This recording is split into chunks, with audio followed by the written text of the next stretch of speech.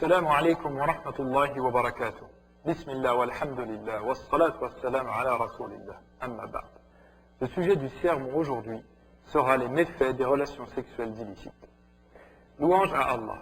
Nous le louons, cherchons secours auprès de lui et sollicitons son pardon. Nous nous réfugions auprès d'Allah contre nos mauvais penchants et nos mauvaises actions. Quiconque Allah égare, nul ne peut le guider, et quiconque Allah guide, nul ne peut l'égarer. Nous attestons qu'il n'y a de divinité qu'Allah, Azza wa Jal, sans associé, ni parents ni descendants, et nous attestons que Muhammad, alayhi salatu wassalam, est son serviteur et messager. يا أيها الناس اتقوا ربكم الذي خلقكم من نفس واحدة وخلق منها زوجها وبث منهما رجالا كثيرا ونساء واتقوا الله الذي تساءلون به والأرحام إن الله كان عليكم رقيبا. Ô homme, craignez votre Seigneur qui vous a créé d'un seul être et a créé de celui-ci son épouse et qui de ces deux-là a fait répandre sur la terre beaucoup d'hommes et de femmes. Craignez Dieu au nom duquel vous vous implorez les uns les autres et craignez de rompre les liens du sang. Certes, Dieu vous observe parfaitement. Gloire à Allah qui a créé d'un homme et d'une femme une multitude d'êtres humains, qui a commandé le mariage et proscrit les relations sexuelles illicites. Serviteurs d'Allah, notre Seigneur a fait des humains que nous sommes des êtres sexués, de telle sorte que par la rencontre entre un homme et une femme naissent d'autres humains.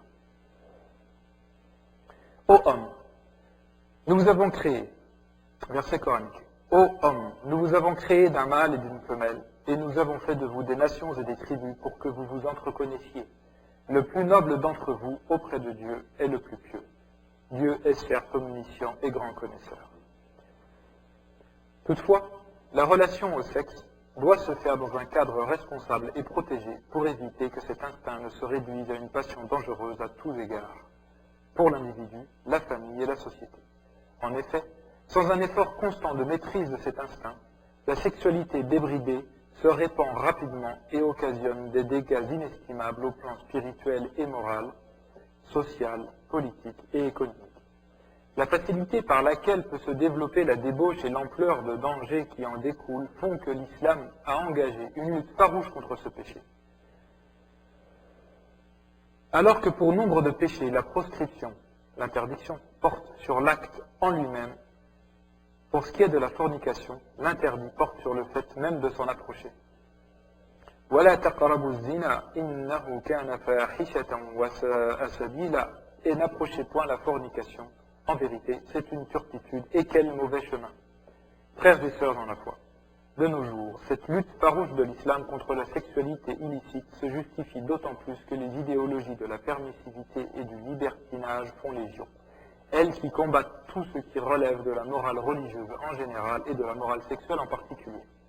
Ces idéologies trouvent dans les nouvelles technologies de l'information et de la communication des moyens de diffusion faciles et rapides d'un endroit à l'autre et d'un esprit à l'autre. Serviteurs d'Allah, il s'est passé dans les années 50 en Europe une révolution des mœurs sexuelles visant à interdire les surtout d'ordre religieux, notamment judéo-chrétien. Ce genre de courant a essaimé en dehors de l'Europe pour influencer profondément les sociétés non occidentales, y compris musulmanes. Sous l'influence de cette prétendue libération sexuelle, les recherches scientifiques et les industries pharmaceutiques ont mis à la disposition du public des moyens de contraception dont l'un des buts est de rendre possible une sexualité illicite en évitant toute grossesse. En vérité, quand on regarde les statistiques, on se rend compte que malgré les moyens contraceptifs, il y a un nombre impressionnant d'avortements volontaires dans les pays européens. Dans cette optique, l'appel au sexe libre, les jeunes sont la cible des idéologues. Dans cette optique d'appel au sexe libre, les jeunes sont la cible des idéologues qui les incitent à la transgression et qui mettent en place un système de propagande visant à pousser ceux qui veulent malgré tout continuer à respecter les prescriptions religieuses en matière de sexualité à avoir le complexe de s'assumer. Ce mouvement de libération sexuelle répréhensible au regard de la morale islamique s'est accompagné, comme il fallait s'y attendre, de la consommation de stupéfiants de toutes sortes, dont le but est de provoquer une sorte d'étourdissement chez le consommateur qui lui fait croire qu'il échappe à la réalité. Hélas, frères et sœurs dans la foi, l'addiction, la dépendance au sexe et à la drogue a fait et continue de faire des dégâts inestimables dans les sociétés contemporaines. La phase actuelle dans ce mouvement consiste à réclamer le droit à l'homosexualité à travers le changement des lois qui l'interdisent et son encouragement par le biais des nouvelles techniques de communication comme Internet, de production cinématographique et de déclaration de personnes influentes ou populaires sur leur penchant homosexuel, ce qu'ils appellent faire son coming out. C'est dans la même ambiance que se développe la pornographie adulte et infantile, ainsi que son cortège de perversion. Eu égard à ce qui se laisse voir en matière de sexualité de nos jours, la perversion du peuple de Lot est largement reproduite, continuée, voire, hélas, exacerbée. Dieu dit dans le Saint-Coran, « Et Lot, quand il dit à son peuple, « Vraiment, vous commettez la turpitude où nul dans l'univers ne vous a précédé. Aurez-vous commerce charnel avec des mâles? Pratiquerez-vous le brigandage? Commettrez-vous le blâmable dans votre assemblée ?» Mais son peuple ne fit d'autre réponse que « Fais que le châtiment de Dieu nous vienne si tu es du nombre des véridiques. » Il dit « Seigneur, donne-moi victoire sur ce peuple de corrupteurs. » Et quand nos anges apportèrent à Abraham la bonne annonce, ils dirent « Nous allons anéantir les habitants de cette cité, car ces habitants sont injustes. » Il dit « Mais l'autre s'y trouve. » Ils dirent « Nous savons parfaitement qui y habite. Nous le sauverons certainement, lui et sa famille, excepté sa femme, qui sera parmi ceux qui périront. » Frères et sœurs dans la foi, en réalité, l'instinct sexuel créé par Dieu ne doit pas être inhibé, d'où l'interdiction islamique de toute forme de célibat comme option de vie. Cette pulsion sexuelle naturelle doit être au service de la reproduction de l'humanité dans un cadre contrôlé par la foi, la morale et la loi. Contrairement à ce qui se dit souvent, la sexualité n'est pas un tabou en islam. Elle est abordée dans le Coran et les hadiths dans les moindres détails, mais toujours dans un cadre responsable et licite. Selon les enseignements islamiques, le mariage est encouragé et valorisé comme une modalité de l'adoration d'Allah. Tout est dit pour que le choix des conjoints ne se fasse pas selon des considérations purement sexuelles. Les deux futurs conjoints et leurs parents doivent accorder la primauté à la vertu pour que la sexualité conjugale soit heureuse. En islam, pour protéger l'individu, la famille et la société de la débauche, il existe maintes règles de bienséance relatives au contrôle du regard, à la décence vestimentaire, à l'encouragement au mariage des jeunes, à la pratique du jeûne pour les célibataires, à l'interdiction du tête-à-tête entre hommes et femmes pouvant se marier, à la danse et musique lascive, au recours à des lectures et images pornographiques, à l'éducation spirituelle et morale, etc. Dieu dit dans le Coran, « Dis aux croyants de baisser leur regard et de garder leur chasteté. C'est plus pur pour eux. Allah est, certes, parfaitement connaisseur de ce qu'ils font. » Et dit aux croyantes de baisser leur regard, de garder leur chasteté. Ce qu'enseigne l'islam à propos de la sexualité tient compte de la nature humaine et de ses faiblesses. C'est ainsi que le hadith suivant nous livre des informations cruciales sur ce qui fonde la prudence du croyant vis-à-vis du sexe. Le prophète alayhi salatu wassalam a dit « La fornication des yeux réside dans le regard, la fornication des oreilles réside dans l'écoute, la fornication de la bouche réside dans la parole et les baisers, la fornication des mains réside dans le toucher, la fornication des pieds réside dans le déplacement. Le cœur s'émeut et l'individu s'imagine quelque chose, c'est alors l'organe sexuel qui réalise ou non toutes ces sensations, rapporté par Al-Bukhari. La pratique illicite de la sexualité est fortement condamnée par l'islam qui l'assimile à une faute morale grave. Parlant des vertus des serviteurs pieux dans le Coran, la chasteté au sens de maîtrise de l'instinct sexuel qui dès lors ne se déploie que dans un cadre licite est mentionnée en bonne place. Dieu dit قد أفلح المؤمنون الذين هم في صلاتهم خاشعون والذين هم عن اللغو معرضون والذين هم للزكاة فاعلون والذين هم لفروجهم حافظون إلا على أزواجهم أو ما ملكت أيمانهم فإنهم غير ملومين فمن ابتغى وراء ذلك فأولئك هم العادون والذين هم لأماناتهم وعهدهم راعون والذين هم على صلواتهم يحافظون أولئك هم الوارثون الذين يرثون الفردوس هم فيها خالدون. Bienheureux sont certes les croyants, ceux qui sont humbles dans leur salat, dans leur prière, qui se détournent des futilités, qui s'acquittent de la zakat, de l'aumône légale, et qui préservent leur sexe de tout rapport, si ce n'est avec leurs épouses ou les servantes qu'ils possèdent. Car là, vraiment, on ne peut les blâmer. Alors que ceux qui cherchent au-delà de ces limites sont des transgresseurs, et qui veillent à la sauvegarde des dépôts confiés à eux et honorent leurs engagements, et qui observent strictement leur salat, leur prière. Ce sont eux les héritiers qui hériteront du Firdaus, le plus haut degré du paradis, pour y demeurer éternellement. La gravité de ce péché se laisse entrevoir dans l'association que le Coran en fait avec d'autres péchés gravissimes, tels que le meurtre et le shirk, le polythéisme, le fait de donner à Allah des associés. Dieu dit, et ceux qui n'invoquent pas d'autre Dieu avec Allah et ne tuent pas la vie qu'Allah a rendue sacrée, sauf à bon endroit, qui ne commettent pas de fornication, car quiconque fait cela encourra une punition, et le châtiment lui sera doublé au jour de la résurrection. Il y demeurera éternellement couvert d'ignominie. Ainsi, comme vous le remarquez, Dieu a juxtaposé juste après le péché de shirk et péché du crime, le fait de commettre la fornication.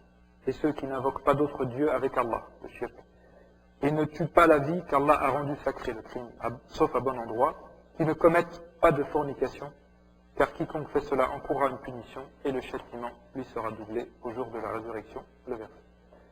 Allah, dans le même sens que ces versets qui prouvent la gravité du péché de chair, le prophète met en cause la foi du fornicateur au moment de son action illicite.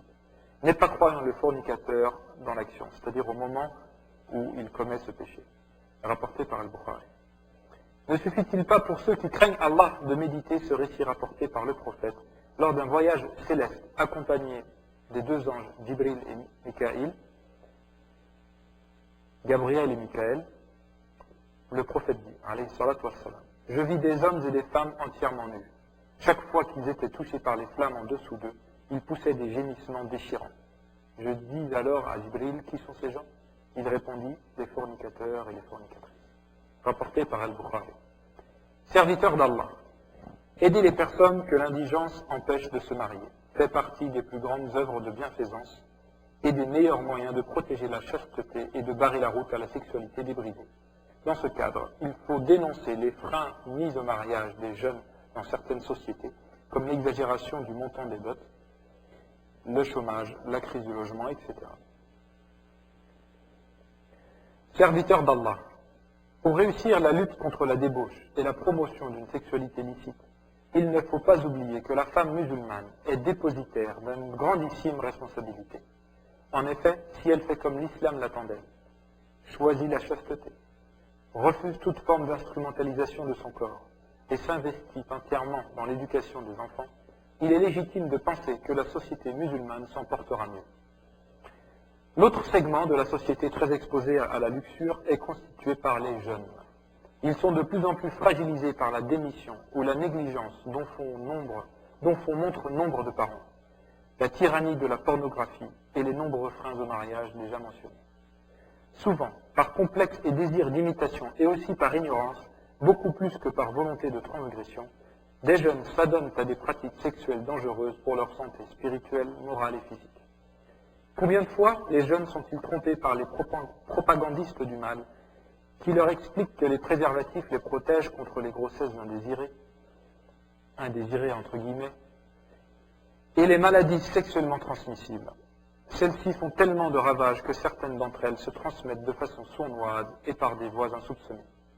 En outre, en se focalisant sur les aspects sanitaires, on fait oublier aux musulmans qui ne sont pas assez vigilants que le plus grand danger de la débauche relève de l'ordre spirituel et moral et non de l'ordre de la maladie du corps. La sexualité irresponsable peut avoir de graves conséquences, rien que du point de vue de la transmission des maladies à autrui. À ce propos, il est justifié de rappeler l'enseignement du hadith, ne lésez pas autrui et ne soyez pas lésés.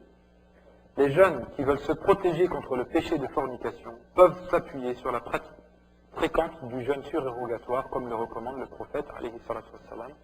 Ô jeunes gens, que celui qui a les capacités de se marier parmi vous se marie, car cela lui fera baisser les yeux et protégera son sexe. Et que celui qui n'en a pas les capacités, jeûne, car c'est une protection pour lui. Rapporté par Bukhari et Muslim. Autre chose qui peut les aider à se détourner de la sexualité illicite, la méditation des récits coraniques se rapportant au prophète Youssouf et à notre mère Maryam, Marie, la Vierge Marie. Youssouf, alayhi salam, paix sur lui, Joseph, était un prophète. Lorsqu'il était jeune, célibataire, éloigné de sa famille et extraordinairement beau, il a résisté à l'assaut de l'épouse de son maître, et même plus, il s'enfuit du lieu de tentation. Cette noble attitude de Youssouf est d'autant plus sincère et courageuse que la femme en question, de par son influence auprès de son époux qui occupait un poste clé dans le pouvoir égyptien à l'époque, aurait pu, en cas d'acceptation, lui assurer une belle promotion sociale, politique et financière. Allah dit وراودته التي هو في بيتها عن نفسه وغلقت الأبواب وقالت هيت لك قال معاذ الله إنه ربي أحسن مثواي وإنه لا يفلح الظالمون. Or celle qu'il avait reçue dans sa maison essaya de le séduire. Et elle ferma bien les portes et dit, viens, je suis prête pour toi. Il dit qu'Allah me protège. C'est mon maître qui m'a accordé un bon asile. Vraiment, les injustes ne réussissent pas. Qu'Allah me protège. C'est la phrase de Youssouf. Ma'ad Allah. Ma'ad Allah est une grande parole dans cette situation difficile que seul celui qui a la foi peut surmonter. Youssouf resta vigilant. Youssouf resta vigilant. Alayhi salam. Youssouf alayhi salam resta vigilant et persévéra malgré les menaces et la prison. Allah lui donna alors le pouvoir, lui enseigna l'interprétation des rêves et l'inscrivit parmi ses serviteurs élus. Nombreuses sont les leçons que ce récit nous donne à voir, eu égard à l'effort que le serviteur doit faire en demandant secours à Allah contre les tentations de la chair, et aussi en matière de récompense que celui-ci réserve aux chastes, la bonne réputation, une position sociale noble, la lumière du cœur, la compréhension, le savoir, la perspicacité et la réussite. Toutes ces faveurs accordées aux chastes ne doivent guère surprendre. En effet, la chasteté pour Allah est le résultat d'une prise en compte sincère et véridique de la part du serviteur, de la présence d'Allah en ce qu'il réprouve l'immoralité sexuelle, mais aussi en ce qu'il reste notre premier et dernier protecteur contre les mauvais penchants sexuels. Seigneur, ne nous laisse pas tomber dans le péché de chair et donne-nous les moyens de nous en écarter. Ô Seigneur, préserve-nous, ainsi que nos familles et toute la Ummah des méfaits de l'immoralité sexuelle. Ya Rab, ô Seigneur, nous te demandons la droiture, la crainte révérentielle, le taqwa, la chasteté et la satisfaction pour tout ce que tu nous donnes. سبحانك اللهم وبحمدك أشهد أن لا إله إلا أنت أستغفرك وأتوب إليك والسلام عليكم ورحمة الله وبركاته.